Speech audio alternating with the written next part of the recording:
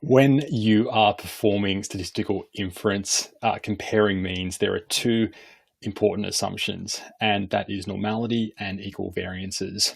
One way that you can account for these or look at the impact of these assumptions is by performing robust statistical tests. Rand Wilcox has pioneered this, and there's a package available, WRS2, to perform these robust statistical tests. But more recently, there has been a module within Jamovi to do this. So I'm going to take this for a spin, performing robust t-tests. So let's jump into Jamovi. And we are going to be working with a data set which is comparing the levels of anxiety for arachnophobes when presented either with a real spider or a picture of that same spider. There was 24 participants in total, 12 in each group, and after being presented with these stimuli, either a real spider or a picture, anxiety was measured. First thing that we're going to do, though, is we are going to have a look at a more conventional t-test. So let's open up the t-test module. We're looking at independent samples t-test because these are independent samples. We have our group that we're going to put into the grouping variable, and we have our level of anxiety. We're going to perform both students t-test, and which assumes equal variances, and also Welch's t-test. We're going to run that and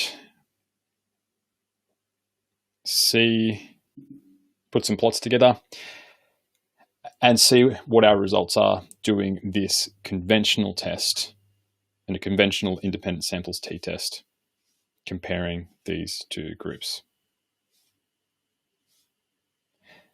It's running. A little bit slower than usual, but that's okay. That's what happens when you are streaming stuff. It's doing its thing.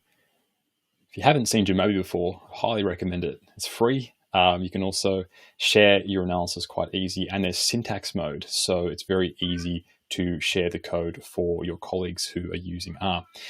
Here are our results. So the results for both students' t-tests and Welch's t-tests are almost equivalent, and our t-statistic is minus 1.68 and our p-value is 0.107. So if you were being very generous, you would say that this was on the threshold of statistical significance. I don't necessarily agree with that, but a lot of people would make that sort of inference. And we have our plot here comparing levels of anxiety between the picture and the real spider.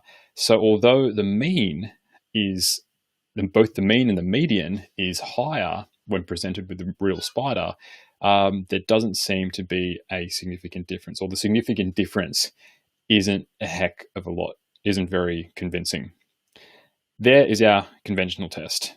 Now, like I mentioned before, an important assumption is equal variances and normality of the data. So let's run this using robust statistics.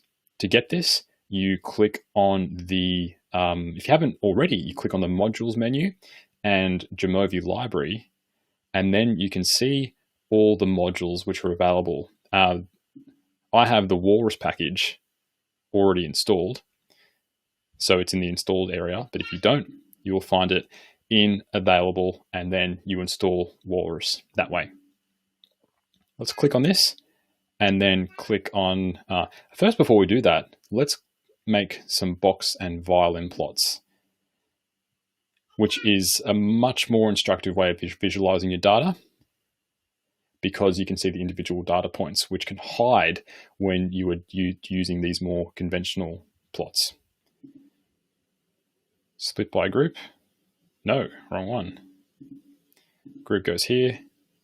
Anxiety goes here. We are making these plots. Okay, there we go. We can even add a box plot there. So this is one way of visualizing your data.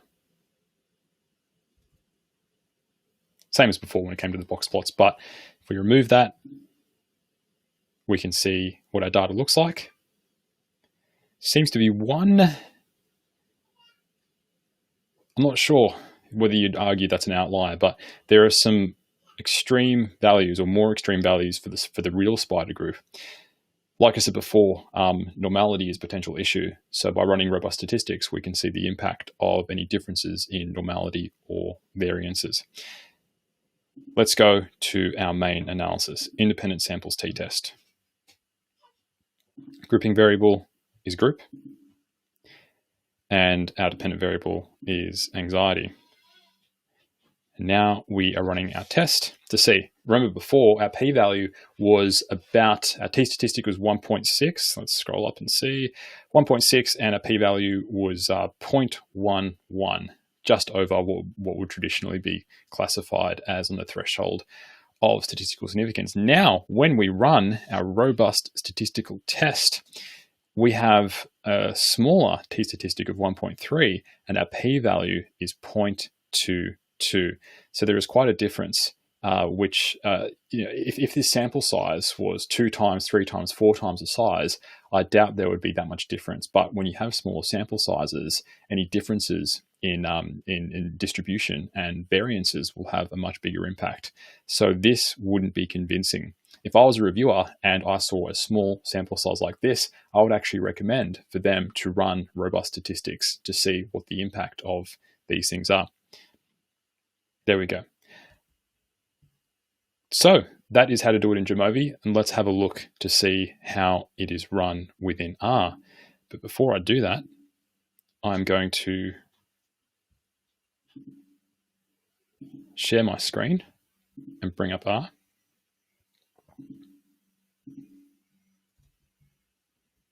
It's coming up soon. Here we go. Here we go.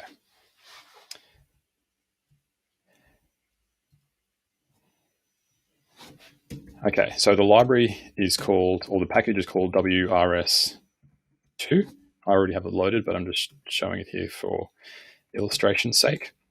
Okay, let's go into the help packages, and the test that we did, or the equivalent test that we just ran, was, well, first let's run a conventional t-test within R.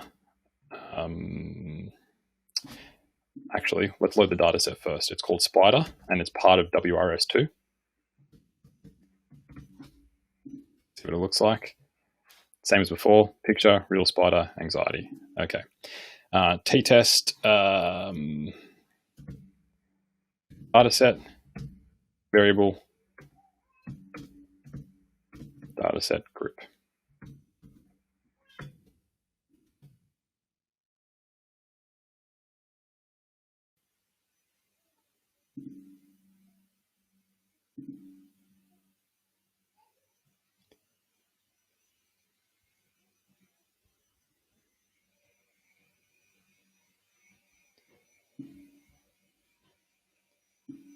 Done something wrong here. First, let's plot this.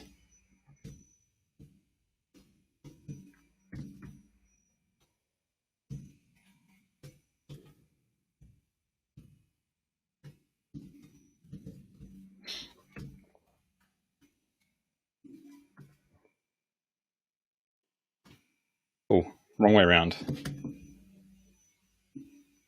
My bad. Do stuff live.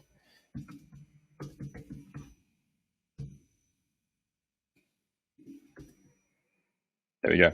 Same plot as before. That is probably why I got that error previously. Oh, okay. There we go. Let's look at this test.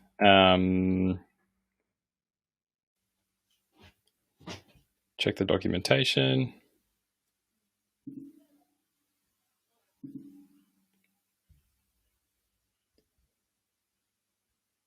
Check the example.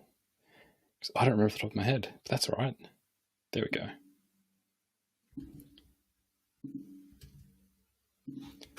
And this runs the same test, which gives us the same results as previous. And you can see within the WRS2 package, there is a whole bunch of different frequentist tests that you can do, including correlations, ANOVAs, t-tests, like I've showed you, and some really great data sets to have a play around with. I'm going to wrap up. Thanks for watching. That is robust t-tests.